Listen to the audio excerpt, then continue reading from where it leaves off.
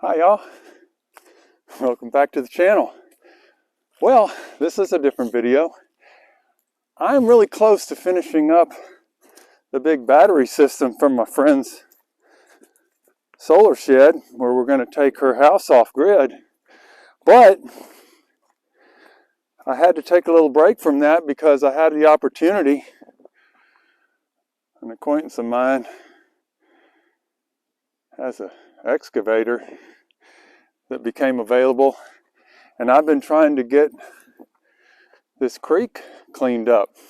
See, in 2015 there was a devastating flood. You want to see some devastation? Look how dry that is. We have about 7 inches of rain here so far this year, which is less than a third of what we would normally get. We've had to pull cows off the property, and it's just really devastating. This creek flows year round, and it's about stopped. Hadn't dried up, but it's about stopped. But you see this road? This road wasn't here. The LS tractor, I built this road last week with the LS tractor. We didn't have a road grader, but we had a land plane that we put on the back of the tractor. I always say we. It's just me. I always say we because for years and years, I got in the habit of giving everybody on the job site credit for what we did. And so I've always said we. Now I'm working by myself and I'm still saying we. Anyway, this creek in the 2015 flood, it was devastating. The water was 40 feet deep. Where I was at the top of that hill before I came down that drive, that's how high the water was. The water was up there at that deck, 40 feet up, 35 feet up there. That's about 40 feet. In that flood, in which many lives were lost, it brought tons and tons of gravel down and deposited it in what once was a very natural swimming area and full of fish, about 6 feet deep, and went for, well, literally miles. But right here there was a nice little area that was about a half a mile long, but the flood just brought in tons and tons of gravel. Gravel's useful, but not here. So since the drought has finally dried this creek up for the first time in 7 years, we decided now's the time to try to clean it up. So let me show you what we're doing. I'm going to take you around and show you from the back side, and I'm going to show you what else we've decided to do, because you're not afforded these opportunities very often in these creeks. My friend owns the 5 acres on the other side of this property, on the other side of this creek, sorry. And she hasn't had access to it for years. She's owned this place for 22 years, and she hasn't really had access to it. Well, now she does. We've got I went ahead and used the LS tractor and cleaned a little road up. This soil is different than the soil you find anywhere around Central Texas. This is all silt and sandy loam and sand. Literally tens of thousands of years of floods like the one we had in 2015 that was the first we'd ever seen in our lives, and we'll never see it again.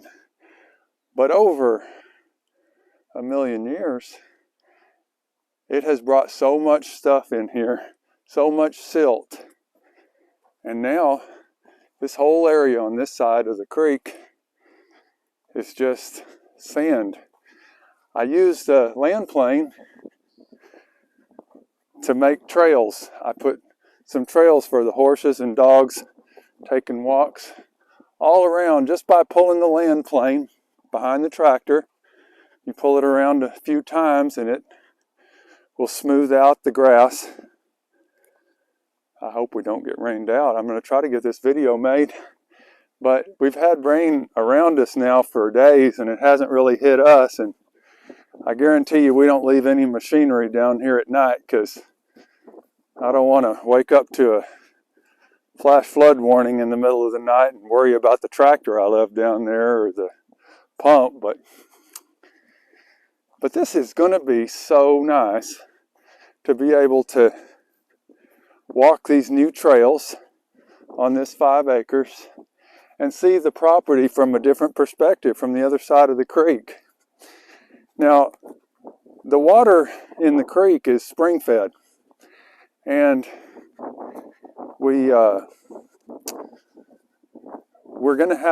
having to pump it down in order to be able to work and get all this gravel out.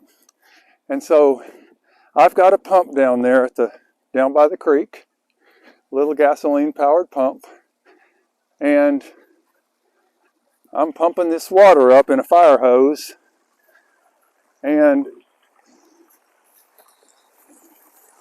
here it be. So this is a pretty good rate of pump. And you would think that it would just fall back into the creek, and it will eventually, but it's just soaking in to this sandy loam. It's not gonna run down to the creek. It will filter through this sandy loam and end up back in the creek eventually, I presume. But I'm gonna guess that we'll have it pumped down before that happens. So here's what we're doing. We've got about 200 feet by 60 feet of natural area that we're going to create. And I'm going to try to stay away from that pump so you can hear. We're building this berm. It's not to hold water. It's really just like a little causeway to, we're going to maintain our channel. This is the natural channel. It runs alongside here. You can see it all the way down. We're going to maintain this channel, but we're going to have this natural causeway. Here's our pump. And when we started digging here, we dug this gravel and built this causeway. And the water all ran to this hole. And we're going to keep pumping this. I just started pumping it this morning. And about there is where it's not connected with that pond right there. So it's coming down. That pond will stay, but it'll start to flow back through the gravel. And all of this water will disappear, and we'll start pumping this down. And then we'll keep moving this gravel. The trucks will start backing in and using that access road to take the gravel out. We've got a place up on the ranch, up higher up on the ranch, where we have a big natural curved area of slope that's a depression, and we're going to fill that in with this gravel and make the whole area the same slope. And then in the future, when we need gravel, we'll have a pile, 100 dump trucks of gravel available should we need it. And this gravel is, it's coarse gravel, sand. It's a nice mix. You can actually make a really good road from it if you wanted to. You just have to sift out the big rocks. So while we're at it, we'll make a little path along the water line, along the water's edge. And when we get all done hauling this material out, and you can see there's that rock shelf that we walked across, and all of this will be about 6 feet deep and about 55 feet across, and that's about 230 feet long. And so that will be a really nice habitat. There's some big fish that like to live here. Right now, they're down there, but they will migrate back up onto this end again once we have water available to them, and we will. Once we get all of the gravel hauled out, then we'll bring the machine back down onto this back side of this berm, this causeway. We'll strike this level across, and then we'll start taking this gravel out on the backside, and we'll build a nice shallow ramp like a beach. It'll be long and shallow, tapered, so that when we're swimming, or it'll give shorebirds. See, shorebirds have a hard time with this area. Shorebirds need a beach, so the shorebirds will have a nice place where they have different depths of gravel, and they'll be able to fish there. They'll be able to catch the fish that come up into the shallower water of that beach. And this is going to be a very, very nice natural habitat.